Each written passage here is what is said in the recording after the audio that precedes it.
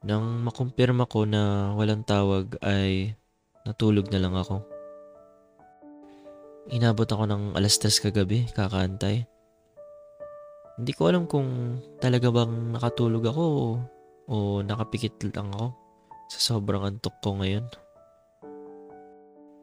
Gabi-gabi na lang akong pinupuyat nitong rotary phone na to. Pero bakit kaya hindi nag-ring kagabi? Okay lang kaya si Celeste? April 6 na ngayon. 13 days bago ang sunog na magaganap. Oh, hulaan ko pre. Wala kang tulog no? Oo nga pre. Teka, paano mo nalaman? Lagi naman pre. Halata sa mukha mo eh. Bakit? Nauubos na makapugian ko sa kakapuyat? Buhat na buhat ah. Kabahan ka nga. Paano kasi napuyat ako kagabi pre? Kasi di kami nag-usap ni Celeste.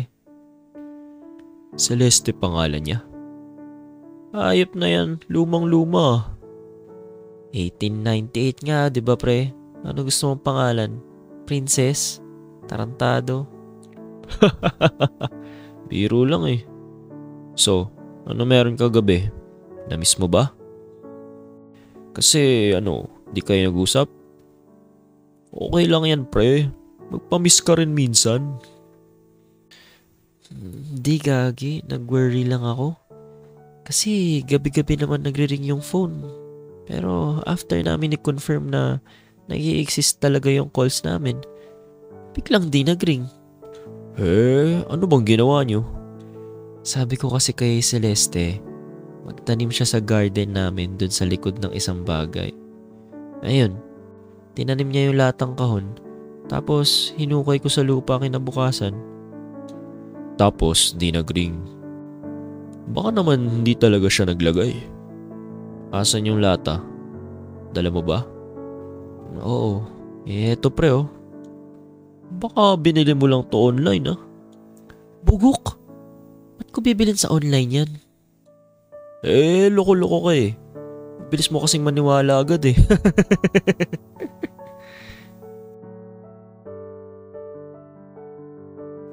Amoy lupa pa to pre ah. Mukhang tagal na ng pinagdaanan nito.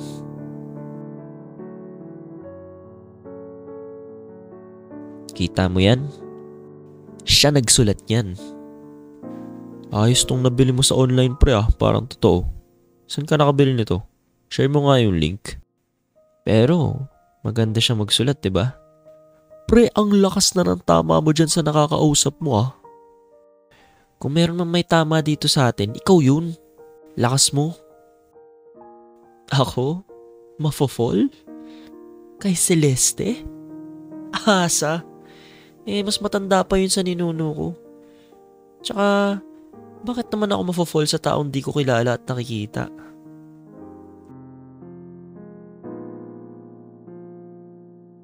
Alas 4 na ng hapon nang makauwi ako sa aking tirahan.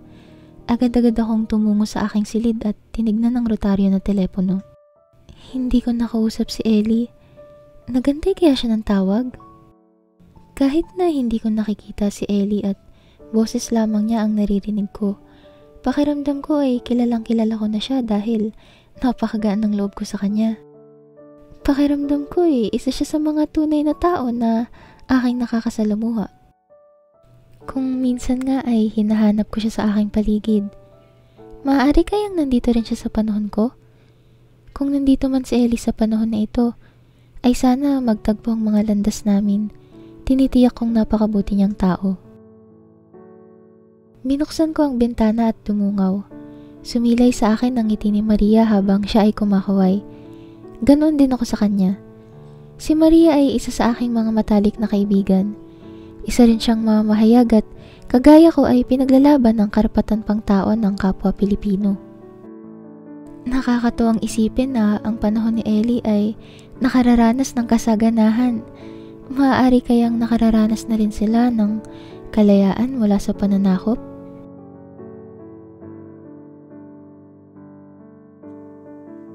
Tinignan ko ang orasan at 11 p.m. na. Hindi ko alam kung mag-aantay ba ako sa tawag.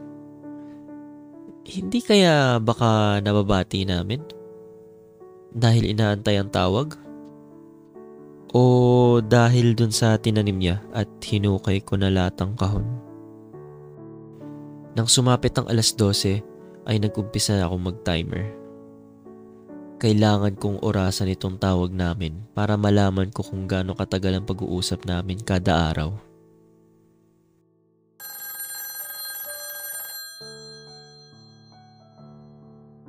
Hello? Celeste! Mabuti naman at andyan ka. Nasa mabuti ka bang kalagayan? Oo, Celeste. Ikaw, kamusta ang lagay mo dyan? Maayos ka lang ba? Hindi tayo nakapag-usap kagabi. Nag-alala ako.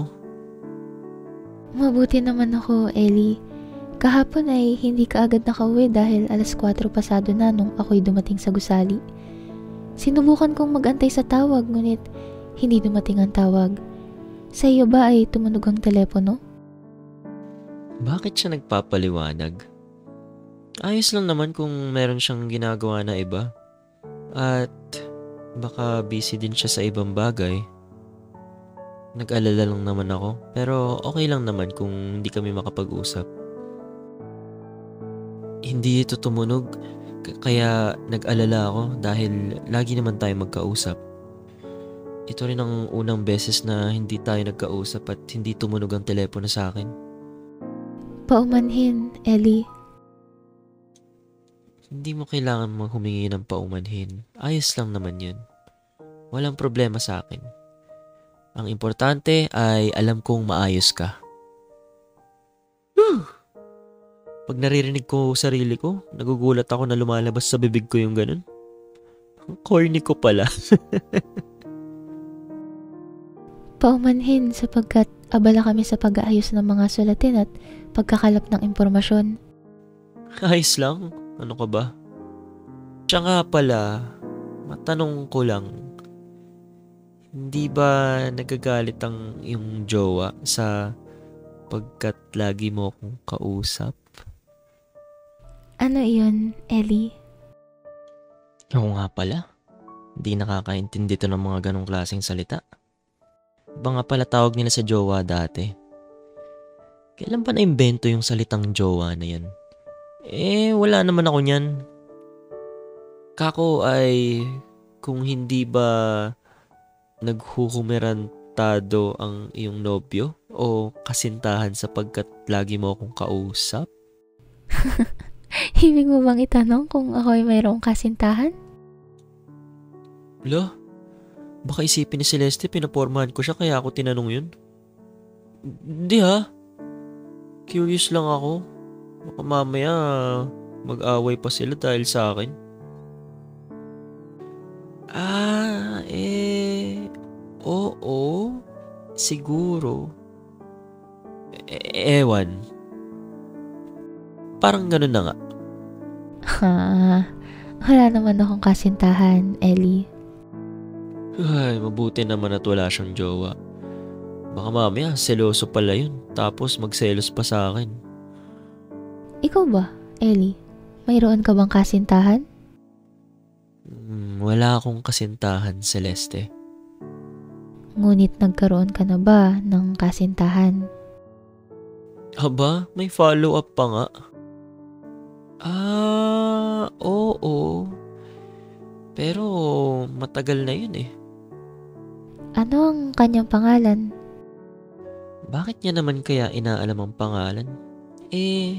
Kahit naman malaman niya, hindi niya kilala kasi magkaiba naman kami ng panahon. Hindi na yun mahalaga. Matagal na panahon na yun. Pero ibig ko lang sana itong malaman. Huwag na natin yun pag-usapan. Hindi na yun mahalaga. Saglit na wala si Celeste sa linya. Hello? Andyan ka pa ba? Kung ayaw mong pag-usapan ay... Nagsiselos ba siya? Gusto mo ba makita yung next part? Click mo lang yung join sa tabi ng subscribe.